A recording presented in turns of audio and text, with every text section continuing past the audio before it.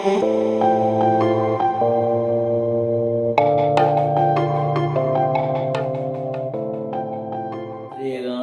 മഹത്വം ഉണ്ടായിരിക്കട്ടെ.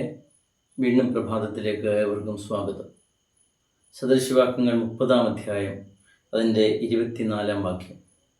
ഭൂമിയിൽ എത്രയും ചെറിയവയെങ്കിലും അത്യന്തം ജ്ഞാനമുള്ളവയായിട്ട് 4 ഈ സദൃശവാക്യങ്ങൾ 30-ാം അധ്യായം എഴുതിയത് യാക്കോബയുടെ മകനായ ആഗൂറാണ്. ആഗൂർ നമ്മളെ ഈ പ്രകൃതിയിലേക്ക് നോക്കാൻ പറയുകയാണ്, ജീവികളുടെ ലോകത്തേക്ക് നോക്കാൻ പറയുകയാണ്. എന്നിട്ട് അവിടെ നിന്ന് 4 ജീവികളെ ചൂണ്ടിക്കാണിട്ട് അവയിൽ നിന്ന് ചിലത് പഠിക്കാൻ പറയുകയാണ് നമ്മളോട്. ഈ ജ്ഞാനമെന്ന് പറയുന്നത് അത് എങ്ങനെയാണ് ഈ ചെറു ജീവികളിൽ നിന്ന് നമ്മൾ പഠിക്കേണ്ടത്, അല്ലെങ്കിൽ എങ്ങനെയാണ് അവയിൽ നിന്ന് ചില പാഠങ്ങൾ നമ്മൾ നിത്യജീവിതത്തിൽ പഠിക്കേണ്ടതെന്ന് കാണിക്കുകയാണ്. ആഗൂർ ആദ്യമേ അവിടെ പറയുന്നത് ഉറുമ്പിനെയാണ്. ഉറുമ്പിനെ കുറിച്ച് പറയുന്ന ഉറുമ്പ് ബലഹീന ജാതിയെങ്കിലും അത് വേനൽക്കാലത്ത് ആഹാരം സമ്പാദിച്ചു വയ്ക്കുന്നു. അതായത് അത് ബലഹീനമാണ്, എന്നാൽ അവർ അണിയായി പുറപ്പെടുന്നു, ഒരു ഐക്യമുണ്ട്. അതിൽ നിന്ന് ചില പാഠങ്ങൾ പഠിക്കാൻ പറയുക. ഉറുമ്പിൻ്റെ ഏറ്റവും വലിയ സവിശേഷത എന്ന് പറഞ്ഞാൽ അതായത് അത് ഇന്നിനെ പ്രയോജനപ്പെടുത്തുകയാണ്. അത് വേനൽക്കാലത്ത് ആഹാരം ഇന്നാണ് സമ്പാദിക്കുന്നത്. നാളത്തെക്കുറിച്ച് ചിന്തയെക്കുറിച്ച് അവിടെ നമ്മൾ ചിന്തിക്കേണ്ട കാര്യമില്ല.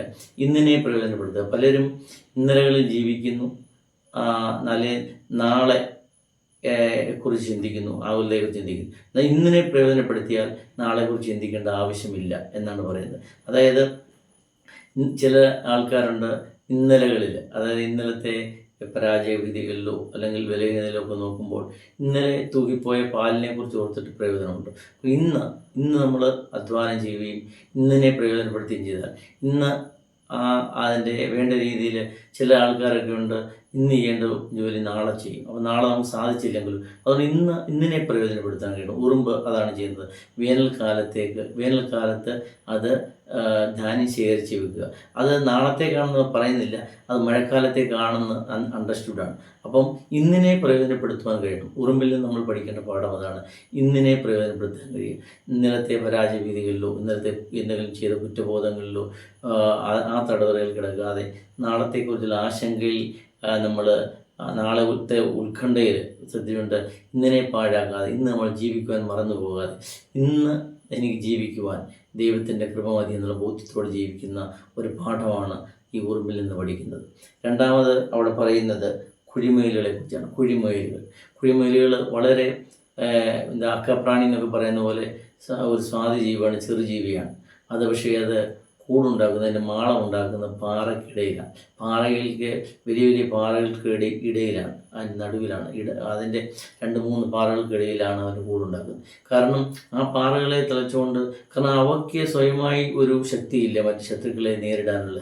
അവർ അല്പപ്രാണിയാണ്, അവൻ ശക്തിയില്ല. അതുകൊണ്ട് അവർ ഈ പാറകളെ ആശ്രയിക്കുകയാണ്. നമ്മുടെ ജീവിതത്തിലും ഈ ദൈവീയമായ ആ ശക്തിയിൽ, ആ പാറയിൽ ആശ്രയിക്കണം. നമുക്ക് കഴിവോ ബലമോ അങ്ങനെയൊന്നുമില്ല. ദൈവം എന്ന ശക്തിയിലല്ലാതെ ദൈവത്തിൻ്റെ ആ ശക്തിയിൽ, ആ ദുർഗത്തിൽ നമ്മൾ ജീവിക്കുമ്പോൾ ഈ കുഴിമലിനെ കുറിച്ച് ശത്രുക്കളിൽ നിന്ന്, നമ്മുടെ തിന്മകളിൽ നിന്നൊക്കെ രക്ഷപ്പെടാം. അത് അനുഗ്രഹീതമാകും എന്നാണ് അവിടെ പറയുന്നത്.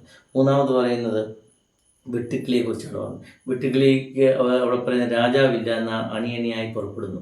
ഒരു വെട്ടുക്കിളി അതിന് ഒന്നുകൊണ്ട് ഒന്നും സാധിക്കുകയില്ല. നമുക്കറിയാം വെട്ടിൽ പോലുള്ള ഒരു ഇതാണ് വെട്ടുക്കിളി എന്ന് പറയുന്നത്.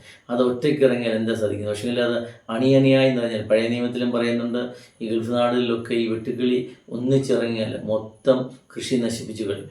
അണിയണിയായി പറയുന്നത് ഐക്യത്തിൻ്റെ കാര്യമാണ് പറയുന്നത്. നമ്മൾ ഐക്യത്തോടെ എന്തെങ്കിലും ചെയ്തു കഴിഞ്ഞാൽ അത് സാധ്യമാകും. അത് ദൈവത്തിന് മുമ്പിലും ഒന്നിച്ചിരുന്നുള്ള പ്രാർത്ഥന, ഐക്യത്തോടെ പ്രാർത്ഥന, 2 പേര് ചേർന്ന് നിന്ന് പ്രാർത്ഥിക്കുന്നിടത്ത് ഐക്യത്തോടെ പ്രാർത്ഥിച്ചാൽ ഞാൻ കേൾക്കുമെന്നാണ് ദൈവം പറയുന്നത്. അതുകൊണ്ട് ഐക്യം, അല്ലെങ്കിൽ ഐക്യത്തോടുള്ള പ്രാർത്ഥന, ഒരുമയോടുള്ള പ്രാർത്ഥന, ഒരുമയോടുള്ള മനസ്സ്, ഇതെല്ലാം ദൈവത്തിന് പ്രീതികരമാകുന്ന രീതിയിൽ അതിൽ നിന്ന് പഠിക്കാനാണ് ഈ ആഗൂർ നമ്മളെ പറയുന്നത്.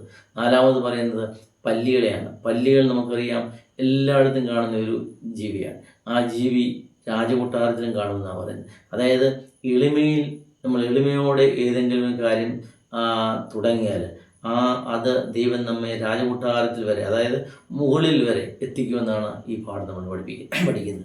അതുകൊണ്ട് പ്രിയമുള്ളവരെ, ജീവികളിൽ നിന്നും നമ്മൾ പലപ്പോഴും അപ്രധാനപ്പെട്ടവരാണെന്ന് കരുതും, അല്ലെങ്കിൽ ചെറിയവരെന്ന് കരുതും, അല്ലെങ്കിൽ വളരെ സാധാരണക്കാരെന്ന് കരുതും. അവരെയൊക്കെ നമ്മൾ വെറുതെ പുച്ഛിച്ച് തള്ളും. അവരിൽ നിന്ന് ചില പാഠം പഠിക്കാനുണ്ട്.